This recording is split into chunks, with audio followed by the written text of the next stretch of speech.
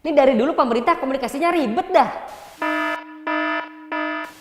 Karena gua ada waktu dan gua baik hati, gua lanjutin dah pembahasan soal Omnibus Law. Kali ini soal lingkungan. Buat elu yang belum nonton video part 1 gua, nonton dulu dah. Cie, Omnibus Law, kena law.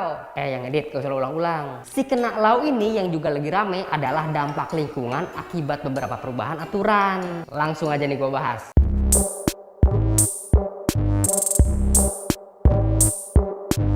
Kabar yang beredar katanya si kena law ini meniadakan AMDAL. Sampai Pak D klarifikasi langsung kalau AMDAL tetap ada. Ya emang bener, di kena law AMDAL tetap ada. BTW lu tuh AMDAL gak sih? Cucian komodo?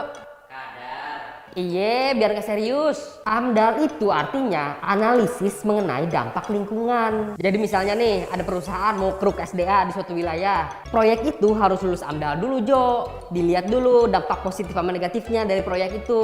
Kalau ternyata dampak negatif lingkungannya lebih tinggi timbang dampak positifnya, ya nggak lolos AMDAL. Jadi gini nih, di aturan lama penyusunan AMDAL harus ngelibatin masyarakat. Pelibatannya harus dilakuin berdasarkan prinsip pemberian informasi yang transparan dan lengkap. Terus nih, masyarakat harus dikasih tahu juga sebelum kegiatan dilaksanain. Nah, di aturan lama juga ditulisin kalau masyarakat bisa ngajuin keberatan terhadap dokumen AMDAL. Nah, yang dikena law nih, penyusunan AMDAL emang harus ngelibatin masyarakat. Tapi nggak ditulisin tuh kalau pelibatan itu harus dilakuin dengan prinsip pemberian informasi yang transparan. Udah gitu, ini gongnya nih. Dikena law nggak ditulisin lagi kalau masyarakat bisa ngajuin keberatan terhadap dokumen AMDAL. Ini nih yang bikin banyak orang kecewa.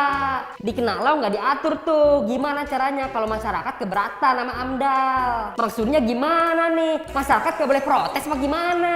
Ya emang sih dikena law ditulis. Kalau ketentuan lebih lanjut soal pelibatan masyarakat diatur dalam peraturan pemerintah. Lagi-lagi dibikin abu-abu, Jo. Kita harus ngerep lagi dah sama PP buatan Pak D. Ya elah, ini juga rame nih. Dikena law dihapus tuh peran pemerhati lingkungan dalam penyusunan AMDAL. Jadi kalau di aturan lama, AMDAL itu disusun oleh Pemrakarsa dengan ngelibatin masyarakat. Masyarakat di sini maksudnya orang yang kena dampak, pemerhati lingkungan, dan atau orang yang kepengaruh atas segala bentuk keputusan dalam proses AMDAL. Nah, kalau dikena law, peran pemerhati lingkungan dicoret, Jo. Jadi masyarakat yang dimaksud di sini cuma orang yang kena dampak dan terpengaruh. Kata Mbak Yaya, penghapusan pemerhati lingkungan dari kelompok masyarakat itu ngerugiin, Jo. Soalnya kan pemerhati lingkungan punya legal standing. Ngerti nggak lu legal standing? Bahasa gampangnya hak buat ngadu lah. Jadi kalau pemerhati lingkungan ngelihat ada masalah dalam penyusunan AMDAL, mereka juga bisa ngegugat secara hukum tuh. Karena kata Mbak Yaya, pemerhati lingkungan udah sering tuh ngaduin perusahaan yang izinnya bermasalah. Makanya doi ngeduga pemerintah kayak pengen manipulasi rakyat dengan cara gak ngajak pemerhati lingkungan dalam proses penerbitan AMDAL. Soalnya kata doi, di lapangan udah biasa tuh manipulasi konsultasi AMDAL sama masyarakat. Bilangnya konsultasi, tapi masyarakatnya diiming-imingin duit sama kerjaan. Masalah selanjutnya nih soal AMDAL. Di aturan lama, setelah disusun, dokumen AMDAL dinilai tuh sama yang namanya Komisi Penilai AMDAL. Komisi ini dibentuk sama menteri, gubernur, wali kota, atau bupati. Nah, dalam komisi itu ada perwakilan masyarakat yang berpotensi terdampak. Kalau dikena law gimana? Nah, ini nih. Komisi Penilai AMDAL diganti sama tim uji kelayakan yang dibentuk sama lembaga uji kelayakan pemerintah pusat. Nah, masalahnya di tim itu gak ada perwakilan masyarakat berpotensi terdampak. Tim itu cuma terdiri dari pemerintah pusat, pemerintah daerah, sama ahli. Jadi buat Pak D, tahu kita mah AMDAL tetap ada. Yang kita masalahin kan masyarakat yang gak diajak nilai AMDAL. Masa lu yang kena dampaknya, lu juga yang gak diajak? Ibaratnya warlock alias warga lokal gak diajak musyawarah. Kan katanya salah satu nilai yang masih kita pegang musyawarah mufakat.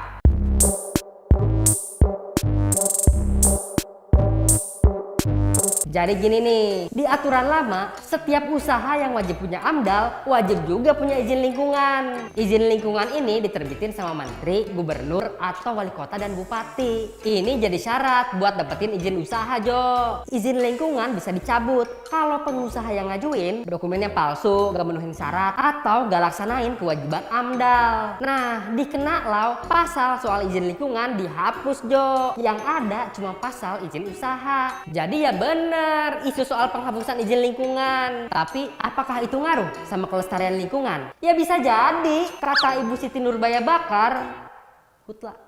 Izin lingkungan gak dihapus, tapi digabungin sama izin usaha, biar simple.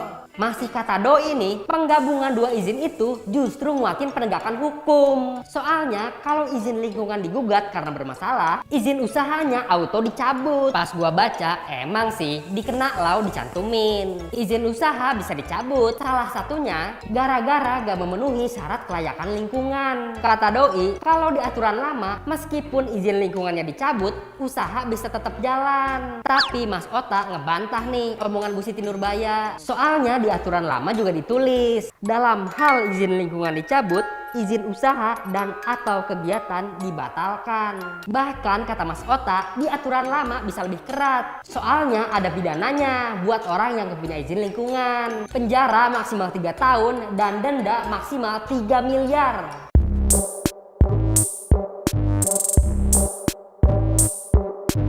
Ini yang ramai juga nih soal isu lingkungan di Kenalau. Di aturan lama, pemerintah punya kewajiban melihara kawasan hutan minimal 30% di daerah aliran sungai atau pulau. Nah, masalahnya di Kenalau pasal itu diubah, Jo.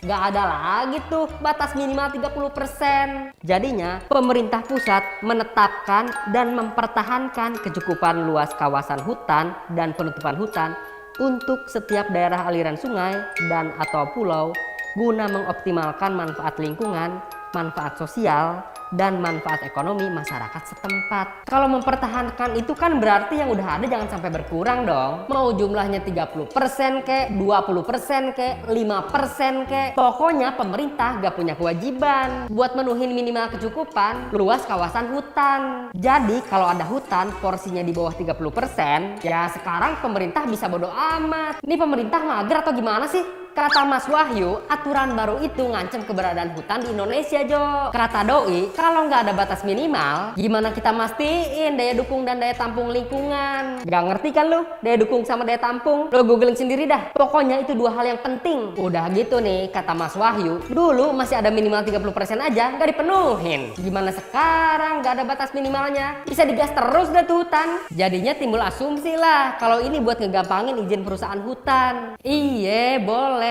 Lu izin perusahaan hutan, kita juga butuh produk-produk lu. Tapi masa pemerintah nyisain 30% hutan aja gak mau? Kalau hutan jadinya gundul kan boncos juga, Jo. Banjir lah, longsor lah, jadi panas lah, kebakaran lah, banyak lah. Ujung-ujungnya kan makan biaya. Tahun 2019 BNPB ngeluarin duit 6,7 triliun loh buat nanganin bencana. Tapi kata Bu Siti, kekhawatiran itu gak tepat, Jo. Kata Doi, penghapusan 30% itu justru memperkuat. Nih kata dia nih, kalau lo ngerti gua cium tangan lo. Catatan ini sudah di cover dalam kewajiban pertimbangan biogeofisik dan sosiologi masyarakat sebagai pertimbangan untuk penggunaan dan pemanfaatan selain pertimbangan daya dukung dan daya tampung. Ini dari dulu pemerintah komunikasinya ribet dah. Udah gitu aja dah, capek gua. Ingat, banyak bidang lain di Kenalau yang gak gua bahas. Soal ancaman masyarakat adat, izin pertanahan, izin usaha, banyak dah. Sebagai warga negara yang baik, harus kita pelajarin bener-bener tuh. Biar apa? Biar gak ada lagi protes tong kosong.